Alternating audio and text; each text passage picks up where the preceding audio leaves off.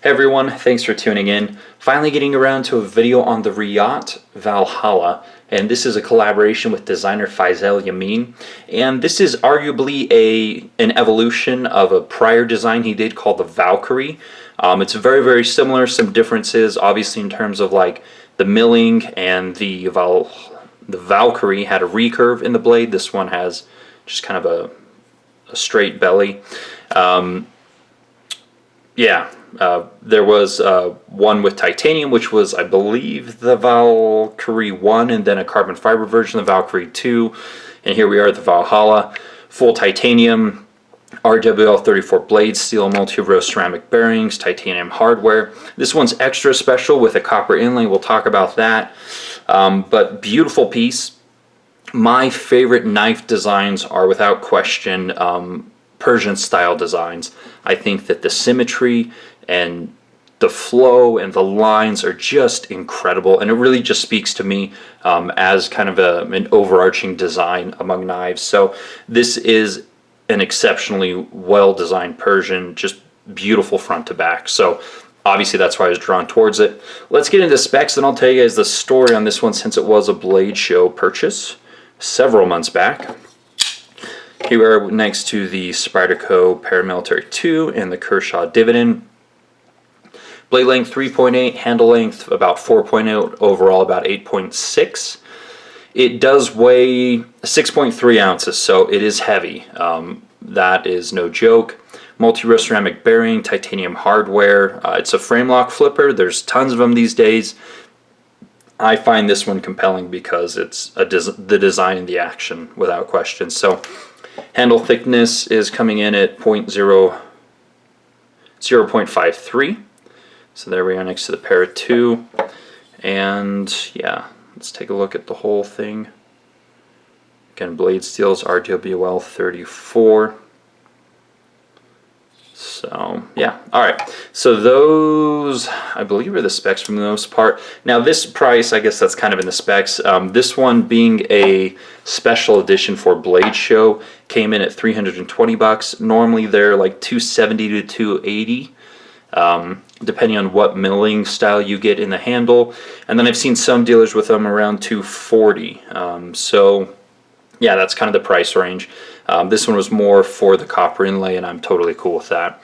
So the story on this one, I walked into Blade, and again, I brought enough cash to get either one really cool knife, or to get several or quite a few different production knives. And within 10 minutes of walking into the show, I saw the Reate booth. I walked over to it. They had a bunch of new models, including this one and the Reate Jack, which I'll just go ahead and stick right here.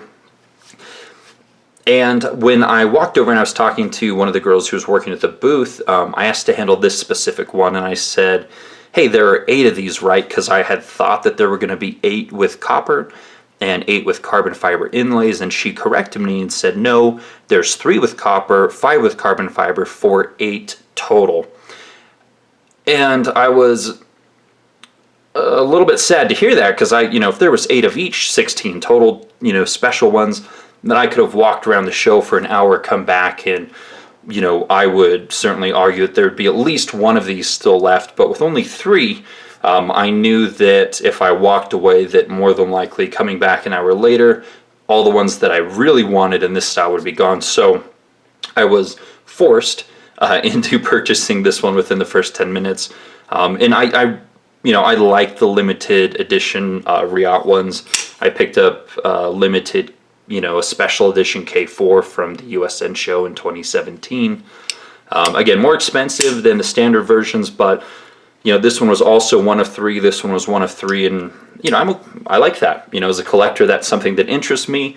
And when you go to like get-togethers or show other people, even if they have a Reate Valhalla, they'd want to see the one with the copper inlay. It'd be more interesting. It's just more fun to share unique pieces with people. So that's why I will seek them out and purchase them. But anyway, so I was forced into purchasing this. It was $320, a little bit more, and then of course I picked up the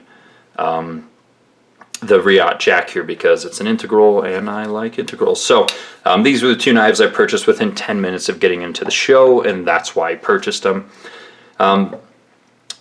Amazing design. Amazing action. Let me show you guys that real quick. A little bit larger flipper tab, of course, which does aid in the incredible action. And one thing that's interesting is that the detent ball hits the tang of the blade way up here. So right after disengaging, that's where it hits it. It's got a detent ramp, easy to overcome. Then it just swings all the way down. A lot of knives, you'll hit the detent ramp like here, or even further like here. This one, it's just so high up that, you know, once you disengage, you're already past the detent ramp, and again, that aids with the action to a degree. But yeah, let's take a look at this one. Some macros, beautiful satin finish. Beautiful milling, kind of a bead blast finish on the titanium. Here's the pocket clip. If there was one gripe on this one, as you guys can see, the lip on that clip is very, very tiny. This one can be hard to get in the pocket sometimes. Sometimes I have to pull it up. It's got a decent amount of spring, as you can see. It's just the lip is kind of dismal. So anyways, a small price to pay for an incredible design. I mean, who's this for? It's not for someone who's looking for that one everyday carry knife they carry every day. I mean, this is a knife for connoisseurs, for collectors, for people who really appreciate good design. You know, if I do say so myself, but if you're a gentleman and a scholar of tactical nature, then this is probably the knife for you. So anyways, beautiful design. Loved the changes they made from the initial Valkyrie designs, the 1 and 2, to the Valhalla here, which again is kind of the third in the series, but I think it's improved in just about every way possible. So yeah, I mean, that's pretty much it. It's a big, heavy, beautifully designed knife.